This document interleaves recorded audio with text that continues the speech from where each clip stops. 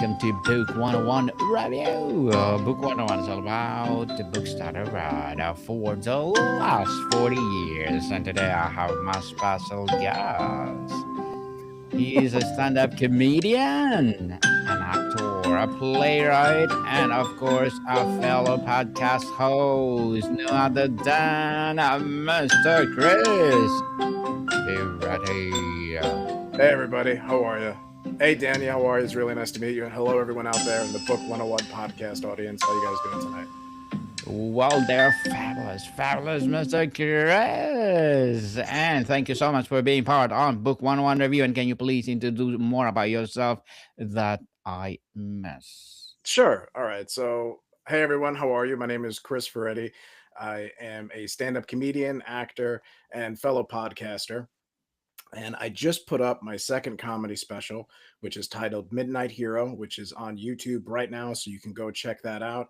I pulled no punches with it whatsoever. So if you like comedy, you like having a couple of laughs, I put everything out there. YouTube algorithm be damned. So enjoy it. The name of it is Midnight Hero. It is on YouTube right now. And otherwise, it's an absolute pleasure to be here. And it's a pleasure to be chatting with you, Daniel, and your whole audience. Yes, and thank you so much for sharing your knowledge and wisdom to the world. Yay! Our audience love you, Mr. Chris. So today let's talk about being a comedian. Yeah. Give you the courage to beat a lifelong battle against depression and anxiety. Hmm. So tell us, Yeah. turning the tide, what does the tide look like in the highest point? I just think that like depression and anxiety, for anyone now that's out there battling it, it's different for everyone. So I don't want to say like anything that I'm dealing with is like par for the course for what everyone. It's like it's unique to everyone like a fingerprint. And I can tell you for me, when the depression really gets bad, like in terms of the high point, when like the highest crescendo of my life is like you just have so many negative thoughts, like nobody could even say anything to you without you just having some sort of thought in your head that's just an immediate negative thought. And sometimes, like the depression kind of gets so bad, it's almost as if you're looking at the world through a gray shroud. And when you actually see other people happy, you'll say to yourself, that they're just naive. They don't know what I really know. They don't know how cruel the world is. They're gonna find out though. They're gonna find out.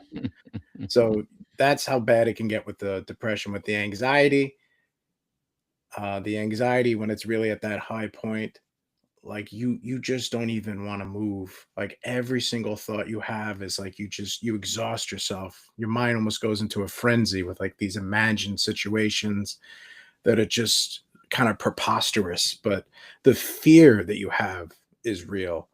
And so that for me was something that I'd struggled with. And like, just to tell you like where it was at that high point, it is, it's kind of like a tide. You have low tide and high tide. And it was something I'd battled with my entire life.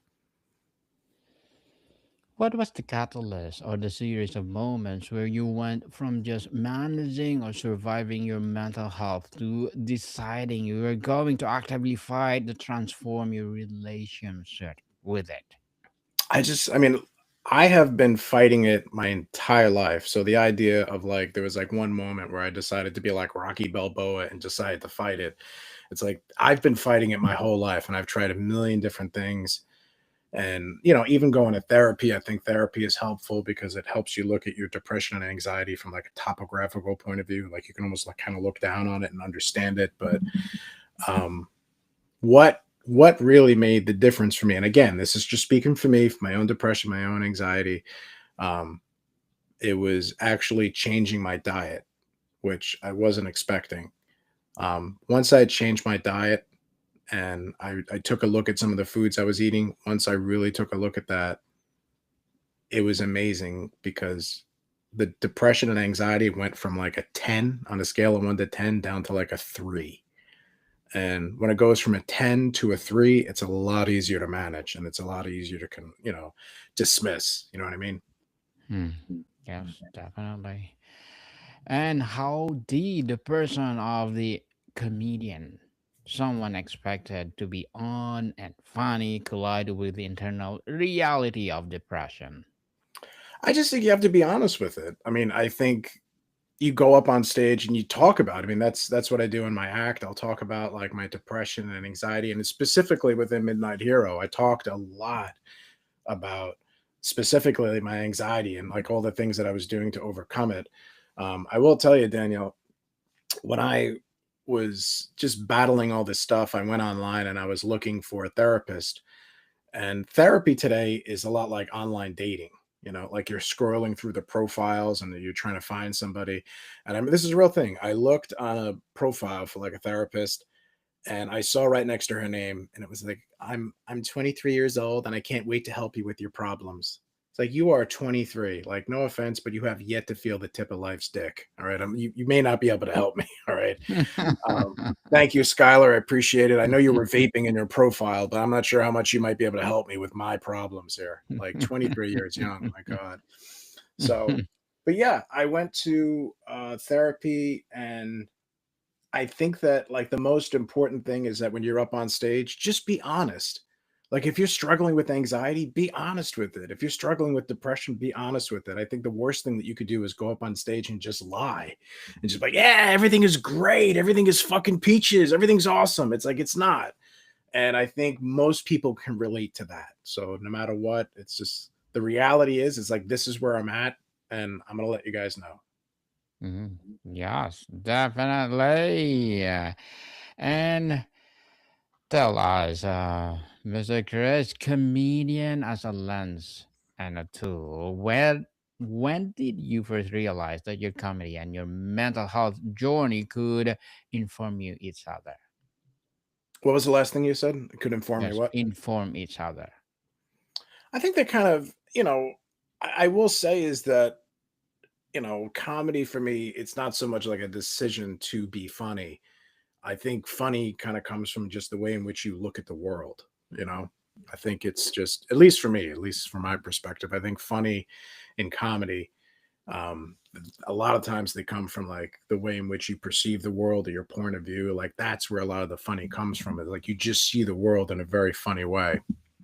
And I think that it helped because growing up, like I grew up in a pretty chaotic household, and I think comedy was a way in which it was a defense mechanism. I think it was a way in which of me kind of going into my own imagination and making like these crazy things that were going on around me funny as a way of kind of getting through them. And then as you mature and you become an adult, like you've already developed that really intense form of imagination. And then you're able to kind of access that imagination as an adult. And then it becomes like a muscle that you've been using for years and years and years. And then as you go into stand up comedy, like you already have this world, this imaginative world kind of populated, and this access to your imagination really well honed. So in a lot of ways, like stand up comedy, it's almost as if you have an antenna at the top of your head, listening at all times for material or what you think is funny. Um, Let me ask you a question because this is a good way to put it. Do you play a musical instrument, Daniel? Music instrument. Yeah. At the moment, no, but I used to play piano. Oh, all right. So I play piano as well. So I Mhm. don't know if you've ever experienced this, where maybe you've been out in public and you just hear the way somebody, like maybe you're walking by and you hear like the way that somebody walks, or just like the Yes. the banging of something, and you're like, oh my god, those are the first two notes of like Beethoven's Fifth Symphony. They have no idea that they just played that, but you could hear it because as a musician, like you can hear like, wow, he just played, they have no idea, like he just clanged a pot and stepped on a roach, but he just played the first two notes of Beethoven's Fifth Symphony, right? Mhm. And like that's kind of like what stand-up comedy is like there's a music to it. You start to hear things in conversations, or you start to just literally hear it like, oh, that's funny. That's a funny thing I should talk about. Even if it's your own thoughts, you're like, oh wait, that is funny. I should talk about that. So it's a lot like that. Was there a risk of using a comedy as a mask or a deflection? How do you learn to tell the difference between processing through humor or hiding behind it? I think you just be honest. Like I said, it's like I think there. if you're using it as a mask, it's the same thing with anyone else that's using a mask for anything. You're just hiding behind it. I think comedy, real comedy, is about revealing. It's about really showing you who you are and your imperfections, the cracks in the glass, so to speak. Because I think that that's something we all relate to as humans. We all have Yes. these cracks in our heart, our soul. And it's not about going up there saying how great you are and how perfect everything is. It's about, look at these cracks. Look at these fucking cracks that are inside of me. Look at how my soul got broken here. And it's about sharing that. You know what happens? Other people say, Mhm. "Oh yeah, look at what happened to me." Or more importantly, they're like, "Oh, I thought I was the only one. I thought I was the only Yes. one that was dealing with that." So it's a way of, kind of connecting with people. So I don't think it's about hiding. If you're doing it right, it's about sharing. It's about opening up. It's about revealing. Mhm. It's about honesty, people. Honesty is the Yeah, best policy. yeah. Especially on Be- stage. yes, beyond therapy or medication, what have been the most impactful, non negotiable daily or weekly practices that help you maintain your mental footing? All right, so straight up, I'm going to give it to you straight, no bullshit, like straight up. This is what has worked for me. All right. Yes, go ahead. So I changed my diet, and I know I talked about that earlier, but specifically, I had changed my diet so that I was reducing sugar and I was reducing anything that would spike my insulin. So no sugar, no pasta, nothing like white rice or anything like that. I reduced my carbohydrate, my high glycemic index, right? I looked at it like if it was a food that would spike my insulin, I just wouldn't eat it, like pizza and all that other stuff. So I just went on a low carb diet.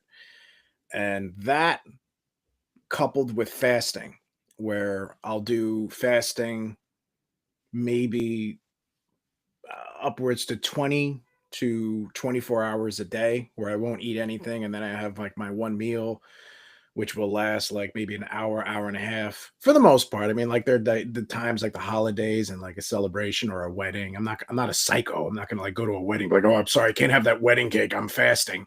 Like there are times to indulge and have fun. But for the most part, I fast about 23 to 24 hours a day. Occasionally, maybe once a month, I'll do like a 48-hour fast. And I wasn't able to do fasting like that until I started like going on a low carb diet. But I swear to you, I know this sounds like horse shit, but I'm just giving it to you straight. Once I did that, within like a week, my depression and anxiety lowered from like a scale of 1 to 10, where there were times where it was an 11, Daniel, and it went down to like a 3 or 2. And when it gets down that low, you have much more power to like dismiss it and just compartmentalize it. And that was something that I found that really worked for me. Now, I will Mhm. be honest with you. There are times when I indulge. I live in New York City, home of the best pizza on the fucking planet. It's Yes, incredible, all right? And there are yes. times I'll have a couple of slices of pizza, and I'm not kidding you. This is no horse shit, all right? Within the next 2 days, I will feel an uptick in my depression and anxiety. It's not like a huge thing. It's not like, where I need to go on medication or anything like that. But I'm telling you, it's noticeable. And I'm just telling you is that I know that I'm sensitive to it, and I've met other people when I've told them about my story where they've been sensitive to it, and they changed. They literally changed what they were eating, and they focused instead of on like bread and high glycemic foods that were going to spike their insulin. Because look, and I mean this with all due respect, like some of the food that we have is just like fucking awful. Like what they sell on the fucking shelves, it's like the high fructose corn syrup. I understand we're talking about comedy here, but like I really do. I want to give it to you guys straight. Like some of the shit they put in our foods is fucking awful. And like if you ask somebody that comes from another country to try our bread, like specifically like Wonder Bread, I've had Mhm. people tell me like your bread tastes like birthday cake because it tastes so sweet. And that's our Mhm. bread. That's supposed to be like something like you use an accompaniment for like food, and like it tastes like birthday cake because we put high fructose corn syrup in this shit. So I'm just telling you what worked for me, would really made a difference is like I got my carbs. And when I say carbs, I'm not talking about vegetables. Obviously, I'm not talking about like broccoli. Like I'm talking about like like flour, like rice, like anything that was would spike my insulin, I just didn't eat it. And I just focused on like things like protein, I focused on vegetables, I focused on um, you know, healthy fats like olive oil, like cheeses, like mozzarella. And like there are ways around like eating around instead of using flour, I would use almond flour.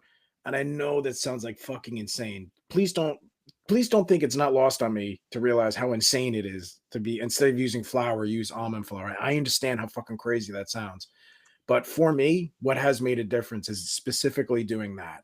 And that combined with fasting, yeah, sure. Listen, don't get me wrong. There's definitely weight loss benefits to it. There's mental health benefits to it. There's actually benefits that you can turn on with autophagy, and it can help with, like the whole regulatory system of the human body. But specifically with mental health, I just don't think enough people talk about how awful the fucking food is out there and Mm. how we were designed as human beings.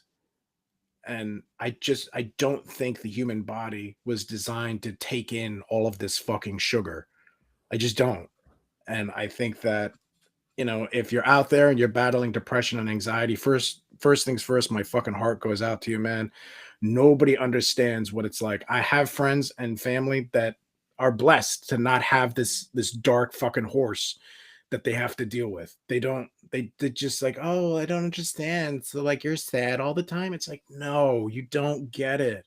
You don't understand." It's a real battle, and I will tell you legit, no bullshit. I'm not selling anything. I have no agenda in this.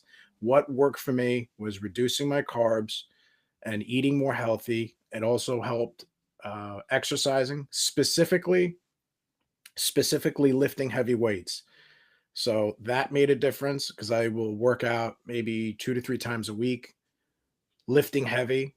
And the other thing that will help me on top of the fasting is I'll work out on a fasted stomach. So I'll have my cup of coffee in the morning, and I'll work out on a fasted stomach.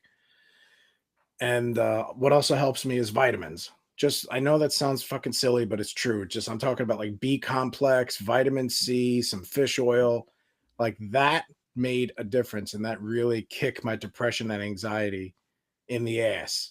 And that really got me to a point where I could really turn the table on it. So that was my journey, man. Yes, and thank you so much for sharing to the world. Yeah, man. Less sugar, people, less sugar. Oh, no sugar anymore, only fresh fruit.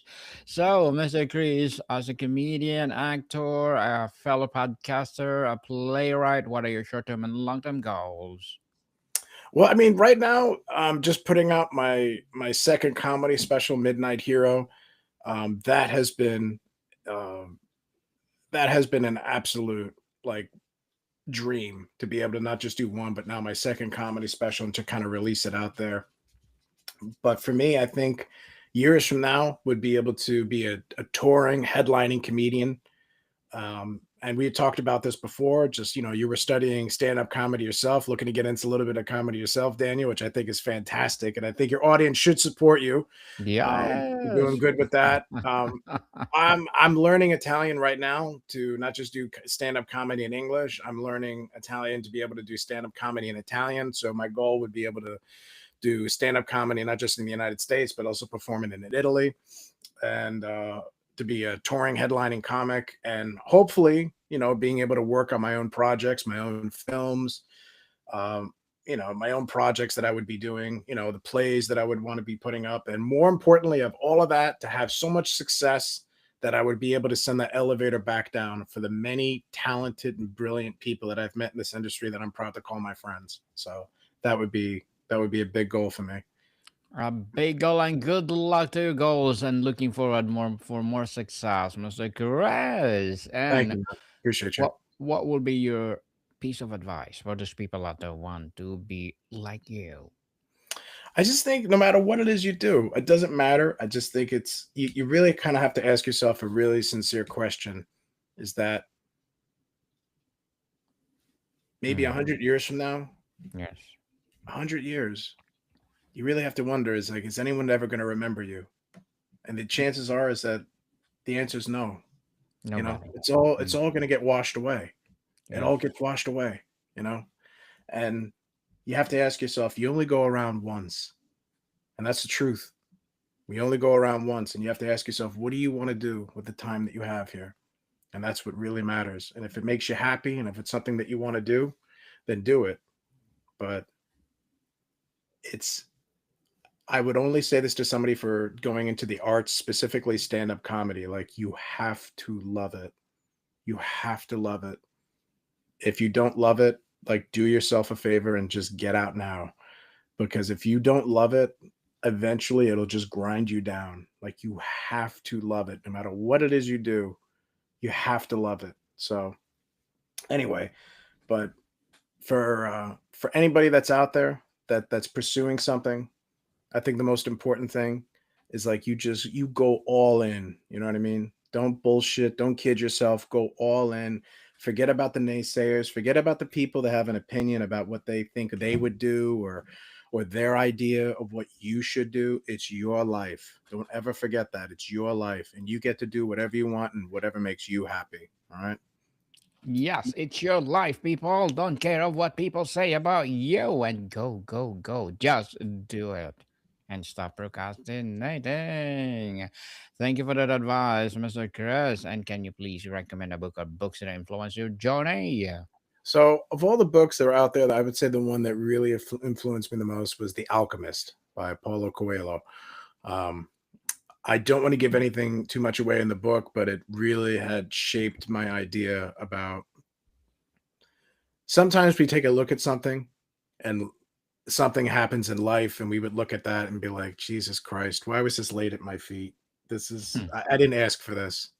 Mm-hmm. And what what that book helped me and really to this day it still makes me do it no matter what happens. And we all have had shit thrown our way by life, all of us. It really forced me to take a look and just say, all right, look, this is what's happening. This is real. This is what's happening. It's not a great thing. But what is the silver lining? What's a good thing that I could gain from this? And it just forces you because within the story it talks about this young shepherd and how he had gone along on this journey and all these things were happening to him, and as a result of these negative things something positive would come about it and that would further lead him along to the journey even though he was having these setbacks. In hindsight, when you looked at everything, these setbacks were really preparing him for the thing that he was ultimately going after. So look, I'm not here to tell you to stand outside in the pouring rain and talk about how beautiful the sunshine is. All right. I'm not telling you that. I'm just telling you is that what really made a difference for me is like no matter what shit life throws your way, it's helpful to just say, all right, this is awful. This is terrible.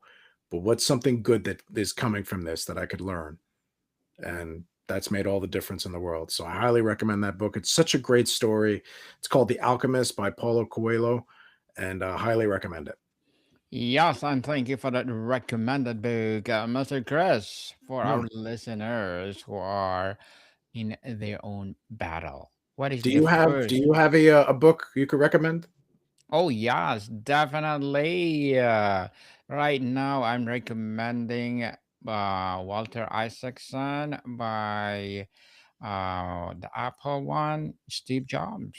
Highly Oh, okay, recommended. okay, Yes, I like please that. do recommend it. And if you are wondering what are my recommended books, please do listen to my first season because that's that's the season I recommend all the books that I read and I listened. So please do listen to them. Our first season, please. First season. Absolutely, can't wait to check it So out. yeah, so Mr. Chris, for our listeners who are in their battle, what is your first small step you recommend they take tomorrow morning that you found helpful? I'll just say that one more time. You cut out a little bit as you were saying that. So they're in their first battle. Yes. Said it one more time. For our listeners who are in their own battle, what is the first small step you'd recommend they take tomorrow morning that found helpful? So look, and we're talking about depression and anxiety here, right, Daniel? Yes. So look, I don't want to make any type of blanket statement like this worked for me 100% is going to work for you, because that would be bullshit and disingenuous. That's not what I want to do here. I think it's worth it to just really first thing in the morning take a look at like what you eat in a day and just say I'm going to try it for 1 week.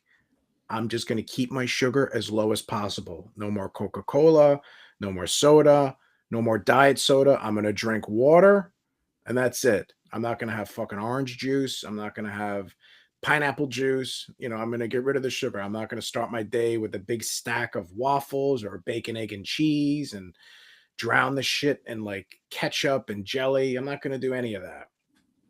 I'm going to just focus on being healthy for 1 week, and I'm going to try to keep my carbs as low as possible. And I just want to see how I feel. I want to see if that makes a difference in my depression and anxiety. You just kind of want to do a little bit of an experiment and see how you feel. And if you feel better, keep going. And if it doesn't work, hey, didn't cost you anything, you know? So give it a shot. That's what worked for me. And, I hope it works for you as well. Yes, definitely. It works for everybody. And before we wrap up our discussion for today, Mr. Chris, I'm inviting you to please do listen to my other podcast, people. My other podcast, because my abstract essay is already in fifth season, abstract poetry in second season, and my book 101 review in fifth season too, comedy 101 in third season, and my food 101 in sixth season now, this coming December. Geography 101, Love Letters, Movie 101, Review Music 101, fourth season, Science 101, Sex 101 in its second season, and my You baby got a lot of podcast. 101s. Look at that. You got a lot of Yes, 101s. a brand Sure. of 101. And my baby podcast, Law 101, Mental Health 101, Bible Verses 101, and coming this December, Entrepreneur 101. Please listen to them wherever you listen your podcast. So, Mr. Chris, finally, what does winning the battle look like for you today? I just think, like I said, it's like if you can go out there and you could live your life, and if you could be honest and you can talk about these things that you have inside of you.